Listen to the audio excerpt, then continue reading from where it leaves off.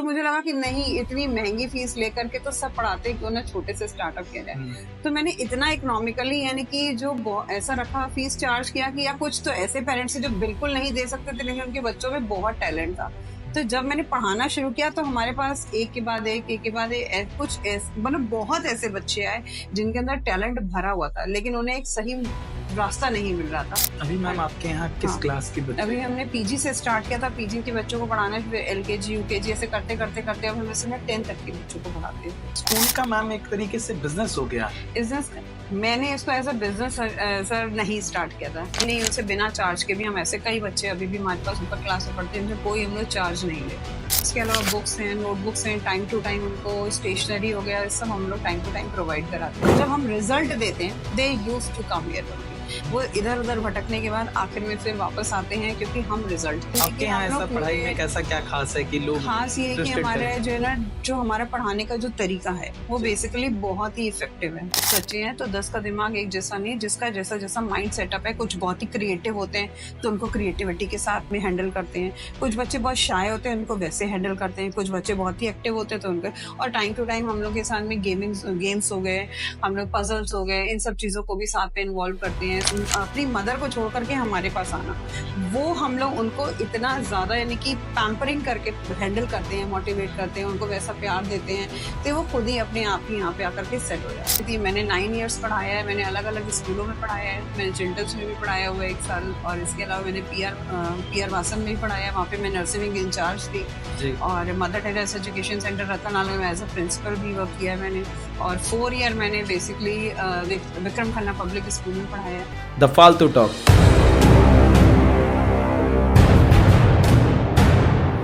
हमारे बीच में आज जो मेहमान हैं उनके बारे में बताने से पहले मैं एक बात कहना चाहूँगा कि हमारी टीम सिर्फ क्रिएटर्स पे नज़र नहीं रखती है। हमारा एक मोटिव था कि हम उन लोगों को भी आपके बीच में लाएं जो हमारे कानपुर में बहुत अच्छा काम कर रहे हैं। एक सबसे बड़ी चीज़ होती है ना, शिक्षा। पढ़ाई का हमारे बीच में या हमारे लिए एक ऐसा योगदान है ना कि शिक्षा हमें अगर ना मिले ठीक से तो हमारी शिक्षा से हमारे लोग तुलना करते हैं कि आपने पढ़ाई नहीं अच्छी की है। बहुत सी चीज़ें हैं समाज में जिसको लोग बोलते हैं। तो आइए मैम से मिलवाता हूँ। वेलकम है मैम हमारे शो में। और सबसे पहले तो मैम मैं आपसे मैं उत्सुक हूँ बहुत सारे क्वेश्चन करने के लिए। ये मैम कैसे आपने सोचा कि स्टार्टअप की? हाँ, क्योंकि अमूमन तौर पे मैं देखूं कि लोग अपने बच्चों को सबसे ज़्यादा महंगे स्कूल में भेजते हैं। वो कहते हैं हमारा बच्चा अगर महंगे स्कूल में पढ़ेगा तो शिक्षा अच्छी मिलेगी। आपका क्या कैसे प्लान आया कि? मैंने सबसे पहले तो देखिए, मैंने इस स्कूल को सोचने का एक थॉट आया कि पहले तो मैं एक हाउसवाइफ थी। हाउसवाइफ के बाद में जब मेरे बच्चे थोड़े से बड़े हो गए, खुद ही मैं अपने कोचिंग्स में भेजने लगी बच्चों को। जब मैं खुद से पढ़ाती थी तो मुझे लगा जब मैं पढ़ा भी सकती हूँ तो फिर क्यों ना एक प्लान किया जाए कि एक अपना ही छोटा सा जो है ना सेंटर खोला जाए। तो मैंने सबसे पहले कोचिंग सेंटर खोला। इसको, ये हमारा पहले कोचिंग सेंटर था इवनिंग का। फिर जब इवनिंग में बहुत ही कमज़ोर वर्ग के बच्चों को मैंने पकड़ा, क्योंकि आसपास का एरिया जब हम देखते थे कि वहाँ पे अच्छी क्लास के लिए तो यहाँ पे बहुत सारे ट्यूशन है, लेकिन इन छोटे क्लास के यानी जो मिडिल से भी नीचे का ग्रेड है उनके लिए यहाँ पे आसपास कोई ऐसा ट्यूशन सेंटर नहीं था, कोचिंग सेंटर ऐसा नहीं था। तो जब मैंने यहाँ खोला तो पहले स्टार्टिंग से ही हमारे पास में कुछ ऐसे बच्चे आए, पेरेंट्स आए बात करने के लिए कि मैम आप कितनी फीस लेंगी। तो जब मैंने अपना जो नॉर्मल बताया तो फिर सबने पहले तो मुझे लगा कि नहीं, इतनी महंगी फीस लेकर के तो सब पढ़ाते, क्यों ना छोटे से स्टार्टअप किया जाए। तो मैंने इतना इकोनॉमिकली यानी कि जो ऐसा रखा, फीस चार्ज किया कि या कुछ तो ऐसे पेरेंट्स हैं जो बिल्कुल नहीं दे सकते थे लेकिन उनके बच्चों में बहुत टैलेंट था। तो जब मैंने पढ़ाना शुरू किया तो हमारे पास एक के बाद एक कुछ ऐसे मतलब बहुत ऐसे बच्चे आए जिनके अंदर टैलेंट भरा हुआ था, लेकिन उन्हें एक सही रास्ता नहीं मिल रहा था। तो धीरे करके ये हमारा समझे बढ़ते गए बच्चे, और क्रॉस हमारी जो स्ट्रेंथ थी वो 100 क्रॉस हुई। अभी मैम आपके यहाँ किस क्लास के बच्चे? अभी हमने पीजी से स्टार्ट किया था, पीजी के बच्चों को पढ़ाना, फिर एलकेजी यूकेजी ऐसे करते अब हम इसमें 10 तक के बच्चों को पढ़ाते हैं। तो 10 क्लास तक के बच्चे हमारे पास पढ़ने के लिए आते हैं। बिजनेस तो एक स्कूल का मैम एक तरीके से बिजनेस हो गया। मैंने इसको एज अ बिजनेस सर नहीं स्टार्ट किया था ये। मैंने एज अ पहले तो भाई हर कोई जो है ना काम करने के लिए नहीं कि कमाने के लिए ही बाहर निकलता है कि हम वर्क कर रहे हैं, लेकिन एजुकेशन ऐसी लाइन है जिसमें आप हर समय जो है ना एक बिजनेस को नहीं इसमें इन्वॉल्व कर सकते हैं। कुछ बच्चे ऐसे होते हैं जिनको यानी कि बहुत ज़रूरत होती है कि हाँ उनको जो है ना एजुकेशन चाहिए लेकिन they are not able to pay, तो हम उन बच्चों को भी जो है ना हमने देखा, इसमें हमारे कई ऐसे पेरेंट्स हैं, आप कहीं से भी कंफर्म कर सकते हैं, तो हमने उनसे जो है ना बिल्कुल भी कुछ भी नहीं, उनसे बिना चार्ज के भी हम ऐसे कई बच्चे अभी भी हमारे पास ऊपर क्लास में पढ़ते हैं उनसे कोई हम लोग चार्ज नहीं लेते, उनको हम एज अ सेवा करते हैं। और इसके अलावा बुक्स हैं, नोटबुक्स हैं, टाइम टू टाइम उनको स्टेशनरी हो गया, सब हम लोग टाइम टू टाइम प्रोवाइड कराते हैं। कंपटीशन भी तो बहुत होता होगा ना मैम? हाँ, लेकिन हमने इस चीज़ को कंपटीशन के तौर पे, क्योंकि हमारे पास ऑलरेडी आसपास बहुत सारे कोचिंग सेंटर, लेकिन हमारे पास जो बच्चा जब हम रिजल्ट देते हैं they used to come here only, वो इधर उधर भटकने के बाद आखिर में फिर वापस आते हैं क्योंकि हम रिजल्ट देते हैं। क्योंकि कोई भी स्कूल अपने शिक्षा को बेकार नहीं करता, और सब कहते हैं हमारे यहाँ पढ़ाई अच्छी होती है, लेकिन आपके यहाँ ऐसा पढ़ाई में कैसा क्या खास है कि लोग? खास ये कि हमारा जो है ना जो हमारा पढ़ाने का जो तरीका है वो बेसिकली बहुत ही इफेक्टिव है। हम जैसे बच्चों की जो टेंडेंसी है उस टेंडेंसी को ले करके पढ़ाते हैं कि सामने वाले, अगर हमारे पास 10 बच्चे हैं तो 10 का दिमाग एक जैसा नहीं, जिसका जैसा जैसा माइंड सेटअप है, कुछ बहुत ही क्रिएटिव होते हैं तो उनको क्रिएटिविटी के साथ में हैंडल करते हैं, कुछ बच्चे बहुत शाय होते हैं उनको वैसे हैंडल करते हैं, कुछ बच्चे बहुत ही एक्टिव होते हैं तो उनको, और टाइम टू टाइम हम लोग के साथ में गेम्स हो गए, हम लोग पजल्स हो गए, इन सब चीज़ों को भी साथ में इन्वॉल्व करते हैं, साइकिलिंग हो गई, बच्चों का झूले हो गए, सब मतलब सारी चीज़ों को इन्वॉल्व करके रखते हैं कि सारे बच्चे, मतलब छोटे बच्चे बेसिकली जो है ना बहुत अच्छे से हैंडल होते हैं। छोटे बच्चों को हैंडल करने का एक मैम मैं बोलूँ आपसे कि सबसे कठिन काम होता है, ऐसा लगता है जैसे टफ टारगेट होता है। हाँ, टफ टारगेट है कि हाँ बड़े को तो एक बार समझा दिया जाए। छोटे बच्चे देखिए जब आते हैं हमारे पास, कई बच्चे तो पहले आकर के रोना शुरू करते हैं क्योंकि वो माँ को छोड़ करके दूसरी जगह पे आते हैं, घर छोड़ करके सबसे पहले जो है ना हमारे पास आते हैं, तो उनके लिए बहुत ही एक क्रूशल टाइम होता है कि अपनी मदर को छोड़ करके हमारे पास आना। वो हम लोग उनको इतना ज़्यादा यानी कि पैम्परिंग करके बच्चों को हम लोग हैंडल करते हैं, मोटिवेट करते हैं, उनको वैसा प्यार देते हैं तो वो खुद ही अपने आप ही यहाँ पे आकर के सेट हो जाते हैं। ये कि बहुत ये दिमाग में कैसे आया कि एजुकेशन एक तरीके से? पहले बिफोर मैरिज में मैं पढ़ाती थी, मैंने 9 इयर्स पढ़ाया है, मैंने अलग अलग स्कूलों में पढ़ाया है, मैंने चिल्टल्स में भी पढ़ाया हुआ है 1 साल, और इसके अलावा मैंने पीआर वासन में भी पढ़ाया है, वहाँ पे मैं नर्सिंग विंग इंचार्ज थी जी। और mother Teresa education centre Ratanlal में एज अ प्रिंसिपल भी वर्क किया है मैंने, और 4 ईयर मैंने basically Vikram Khanna public school में पढ़ाया है। तो और इसके अलावा मेरा घर में कोचिंग सेंटर शुरू से ही रहा है कि हाँ एक एजुकेशन मुझे मेरे पास है तो मैं एजुकेशन। ब्रेक आया आफ्टर मैरिज, थोड़ा सा ब्रेक आया कि नहीं पहले घर परिवार बच्चे देखने, अब जब वो सेट हो गए, बच्चे थोड़े बड़े हो गए तो एक थॉट आया कि नहीं अब वापस से जो है ना उसी को। अभी फैमिली आपकी सपोर्ट करती है पूरी तरीके से, पूरे मेरे मदर फादर सब मतलब बहुत सपोर्ट है, उन्होंने ही तो सारा सब पूरे। मैं आपसे बोलूँ कि बहुत सारे आपके अगर आसपास में बहुत सारे ऐसे स्कूल होंगे तो कंपटीशन भी होता होगा, कंपटीशन होता होगा कि हाँ अब कैसे, तो कभी ऐसा स्ट्रेस महसूस होता है? बिल्कुल भी नहीं, जो है हमें मालूम है कि जितना हमारे लिए उस प्रभु ने बनाया है उतना हमारे पास आएगा ही आएगा वो हमसे कोई नहीं ले सकता। उसके अलावा मैम एक और चीज़ होता है ना कि हम अगर किसी चीज़ को, एजुकेशन एक ऐसी चीज़ है ना कि हम किसी को अगर दे रहे हैं ना तो हमारे पास और बढ़ता है। कि मैंने ऐसा सुना है कि जब शुरू किया दोबारा से, जब सेकंड टाइम स्टार्ट किया तो एक माइंडसेट था कि चलिए छोटे बच्चे तो पढ़ा लेंगे, बड़े बच्चों को मैं कैसे पढ़ाऊंगी। लेकिन जब एक बार स्टार्ट किया तो वो एवरीथिंग वाज रिवाइज ऑटोमेटिकली, अपने आप ही चीज़ें रिवाइज होती गई कि हाँ ये तो हम करा चुके हैं। कि पहले भी मैं 10th तक पढ़ाती थी, उसके अलावा मैंने फिर 12th तक भी पढ़ाया है, कुछ ग्रेजुएशन के बच्चों को भी पढ़ाया है, तो वो चीज़ें अपने आप ही रिवाइज होती गई। तो ये और इसके अलावा आज की जो एजुकेशन सिस्टम है और पहले में बहुत फ़र्क है, बहुत सारी नई चीज़ें जो चेंज हो गई हैं, जो नॉर्मली यानी एजुकेशन सिस्टम में चेंज हुई है, बुक्स में चेंजमेंट आया है, तो सारी चीज़ें हमें भी सीखने को मिली, हम लोग ने भी बहुत कुछ सीखा है नया, तो अब पढ़ाते तो बहुत इंटरेस्टिंग लगता है। सीखने से आपके बच्चे मैम मतलब कहाँ पढ़े हैं? मेरे बच्चे जो छोटी क्लासेस थी तब तो हमारे पास में ही हमारे प्री स्कूल है, वहाँ भी पढ़ते थे, यूनिक प्री स्कूल मतलब है, और पहले आसपास के जो स्कूल है तो वहाँ मैम पे पढ़े हैं। आपके स्कूल में ऐसा क्या खास नहीं था कि उनको दूसरी जगह क्योंकि education- तब मैंने स्टार्ट नहीं किया था। अच्छा तब मेरे बच्चे जब थोड़े से बड़े हो गए, they used to come in the class 4th and 5th, जी। Then I started it. हाँ मतलब हाँ, उसके बाद मेरे पास ही वो पढ़ते थे। मैं लोग- तीनों बच्चों को अपने सबसे पहले लोग जब मैंने आपसे भी start तो सवाल किया- करें, जैसे मैंने आपसे भी हाँ, तो हाँ, कि हाँ, भाई आपके बच्चे आप बेटर से आपसे लेकिन बेटर कोई और तो दे रहा है। मेरा स्कूल जो है ना सर, पहले प्रिपरेटरी ही था, प्रिपरेटरी से स्टार्ट किया था। कोचिंग तो मेरे बच्चे मेरे पास ही पढ़े हैं। अभी तीनों आपके बच्चे स्कूल के- में ऐसा क्या खास है मैम? हमारे स्कूल में ऐसा खास है कि हम जो आसपास के स्कूल नहीं देते हैं, हाँ। वो हम अपने स्कूल में बच्चों को देते हैं। सारी एक्टिविटी देते हैं जो कि आसपास के स्कूलों में कहीं नहीं होती है। जो हमारा नोटबुक सेटअप होता है वो इतना ज़्यादा इंटरेस्टिंग होता है, इतना क्रिएटिव होता है, कलरफुल होता है, जो आसपास के स्कूलों में नहीं दी जाती है। जी। इसके अलावा टाइम टू टाइम हमारी एक्टिविटीज़ रहती हैं। एक कलर डे हो गया हमारा, कभी हमारा कोई भी हमारा स्टोरी डे हो गया, कभी हम लोग की डांस एक्टिविटी हमारी टाइम टू टाइम रहती हैं। जी। हमारी एरोबिक्स योगा भी होती है, पीटी का एक अलग सेक्शन होता है, तो सेशन रहता है। तो ये बहुत सारी चीज़ें हैं। मतलब अगर मान लीजिए अगर हम एक शेप भी अगर सिखा रहे हैं तो उसके लिए हम एक प्रॉपर एक्टिविटी रेडी करते हैं।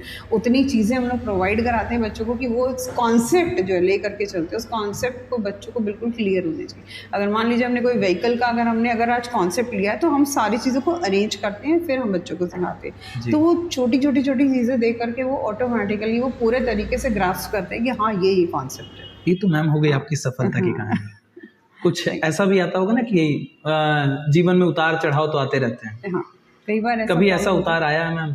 हाँ, कई बार ऐसा आया बीच में, जैसे कि हमारे आसपास में, हाँ कभी ऐसा भी आया कि जैसे कुछ तबीयत ख़राब हो गई, घर वालों के साथ में कोई प्रॉब्लम आ गया, तो नहीं, कभी ऐसा आया कि नहीं वाइंड अप कर देते सब कुछ बच्चों का। जैसे स्टडी में कभी कोई प्रॉब्लम आया तो लगता है कि नहीं पहले अपना घर देखो, पहले अपने बच्चे देखो, लेकिन फिर लगता था कि नहीं ठीक है, वो जो चल रहा है उसको जो है ना दूसरे के लिए भी जीना हाँ, जरूरी है। हाँ, तो अपने लिए तो सब जीते हैं। हाँ जीते हैं। तो ये बच्चे मेरे कहाँ जाएंगे। कई बार ऐसा हुआ कि भाई नहीं, अब इसको वाइंड अप करो, अब अपना बच्चे बड़े हो रहे हैं, अब उनको देखा जाए, जी। तो इसको वाइंड अप कर दीजिए। तो मैं उनको ये बोलती हूँ जो मेरा स्टाफ मेरे साथ इतने टाइम से जुड़ा हुआ है वो कहाँ जाएगा, ये बच्चे मेरे कहाँ जाएंगे। मैम एक सवाल और, जी सर। आजकल नहीं चलता है कि फीस को लेके बड़ी पेरेंट्स भले वो कहते हैं कि हमारे पास मिडिल क्लास का व्यक्ति, अगर मैं खुद अपना एक्सपीरियंस बोलूं, मिडिल क्लास के लोग अगर चाहें तो अच्छे स्कूल में एजुकेशन नहीं दे पाते हैं। सर हमारा जो है स्कूल में हमारे बहुत ही कम फीस पे जो है ना बच्चे पढ़ते हैं, और कुछ ऐसे पेरेंट्स जो नहीं दे पाते हैं तो हम उनको फीस को भी बहुत कम कर देते हैं, और ये फैसिलिटी सिर्फ हमारे ही प्रोवाइडेड है। आसपास का कोई स्कूल जो है ना फीस नहीं छोड़ता है, लेकिन हमारे यहाँ कितना ऐसे बच्चे आते हैं जो नहीं दे पाते हैं तो उनकी हम फीस माफ़ भी कर देते हैं। और जो स्कूल में बच्चे पढ़ते हैं उनसे जो हम लोग जो फीस चार्ज करते हैं वो इतनी कम रहती है कि वो आराम से पे कर लेते हैं। बहुत ही कम फीस है। ऐसा है मैम कि मतलब कोई पेरेंट्स आए और वो आपसे कह दे और कि उनसे सब कुछ वैसा ही पढ़ाते हैं उन बच्चों को, सब बच्चों को सेम यानी कि एजुकेशन मिलती है। नहीं, मेरा आपसे पर्सनल ये कि ऐसा कोई पेरेंट्स है कि अगर आपके पास आए और कह दे कि हमारी एजुकेशन कराना चाहते हैं बच्चों को लेकिन फीस नहीं है हमारे पास, हम कराते हैं, बच्चों को पढ़ाते हैं। हमारे पास अभी भी ऐसे बच्चे हैं, वी कैन शो यू, हम आपको वो बच्चे पेरेंट्स हम आपको सामने दिखा सकते हैं, आप सामने आप बात कर सकते हैं उनसे, क्योंकि हम कॉन्फिडेंट है कि हम ऐसे बच्चों को एजुकेशन देते हैं कि हम दावे उनसे के साथ कहता हूं मैम जो आप काम कर रहे हो ना, ये और कई बच्चे ऐसे हैं जिनसे हम लोग फीस लेते ही नहीं है। स्कूल तो बहुत होंगे मैम, हाँ, लेकिन वो कहा ना कि मैं खुद आज first time as a teacher का मैं पॉडकास्ट कर रहा हूँ, लेकिन एक जैसे मेरे शो का नाम है मैम द फालतू टॉक, हम लोगों ने जब ये नाम सजेशन में आपको बड़ा अच्छा लग रहा है आपसे बात करते, तो इसलिए आपसे फर्स्ट टाइम ऐसा शेयर कर रहा हूँ।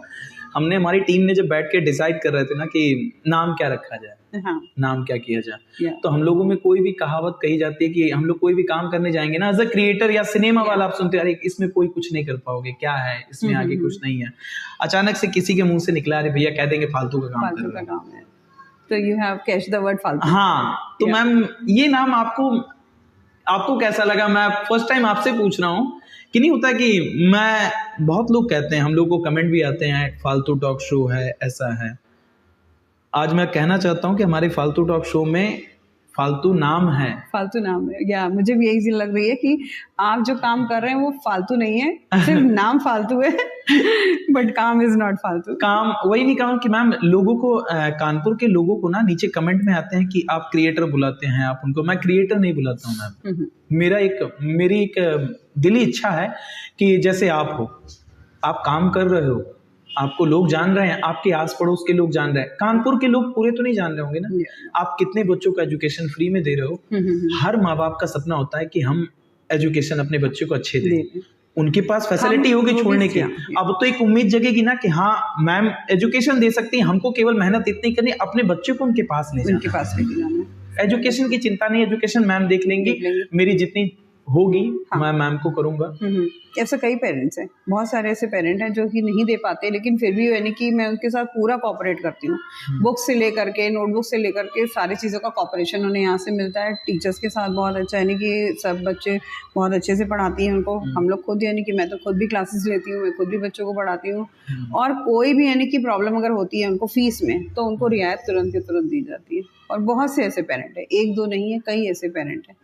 और इसके अलावा टाइम टू टाइम उनको इतनी ज़्यादा एक्टिविटीज़ मिल जाती हैं कि वो हमसे इतना अच्छे से अटैच्ड हैं पेरेंट्स, और बच्चे भी इतने अच्छे से अटैच्ड हैं कि बहुत खुशी मिलती है नहीं उनको पढ़ा करके। बिल्कुल मिलेगी मैम। हाँ। मैं जो मतलब यानी कि जो खुशी मिलती है उसकी तो समझो पैसा एक तरफ है, वो खुशी, और जो सम्मान मिलता है सबसे ज्यादा, जो पेरेंट्स से जो सम्मान मिलता है वो बहुत ही ग्रैटिट्यूड, यानी कि बहुत अच्छा है। उसके लिए तुम जितना थैंक्स करें वो कम है। मैम थैंक्स मैं आपको कहता हूँ, और मैं दावे के साथ कहता हूँ जितना सुन के मैं खुश हो रहा हूँ ना, उतना ही ये सुन के जितने लोग सुनेंगे हमारे पॉडकास्ट, जो लोग देखेंगे, और उनके मन में जो खुशी होगी ना, एक उम्मीद जगेगी कि हाँ हमारे पास आज ज्यादा दूर का तो नहीं बोल सकता हूँ, अब लोग कहें कि ज्यादा दूर के, लेकिन हाँ आसपास के लोग जो होंगे ना, उनके अंदर एक हिम्मत जरूर जगेगी कि चलो हम अपने बच्चे को लेके चल सकते हैं, एजुकेशन वहां मिल जाएगी।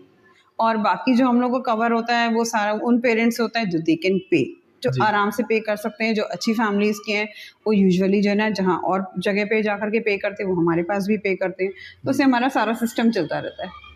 ये सारा मैनेजमेंट उन्हीं से, पेरेंट्स से होता है जो दे कैन ईजिली पे, और हम उन्हें छोड़ते भी नहीं। मेरा लास्ट सवाल मैम आपसे, उन पेरेंट्स के, बच्चों के पेरेंट्स से आप क्या कहना चाहती हैं जो एजुकेशन के लिए, और दूसरा एक एड्रेस जरूर बोल दीजिएगा कि हाँ बच्चे आपसे आए और आपसे एजुकेशन ले, कि हाँ भाई कानपुर में भी स्कूल है जहाँ पे अच्छी एजुकेशन मिलती है और यहाँ पैसे से नहीं पढ़नी पड़ती है।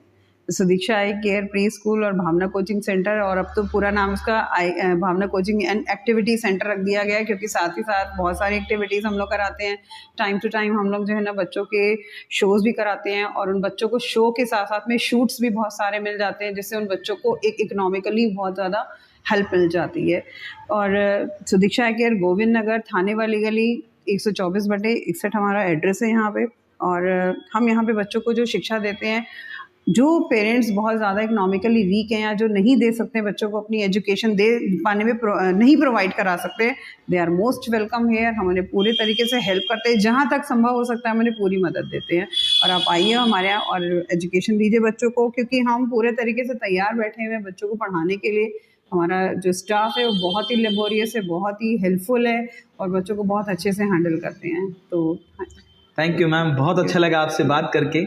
उम्मीद करता हूँ कि हर एजुकेशन शिक्षा दे रहे हो, हर गुरु आप जैसा हो, बच्चे हमेशा लायक बनेंगे मैम। Thank you ma'am.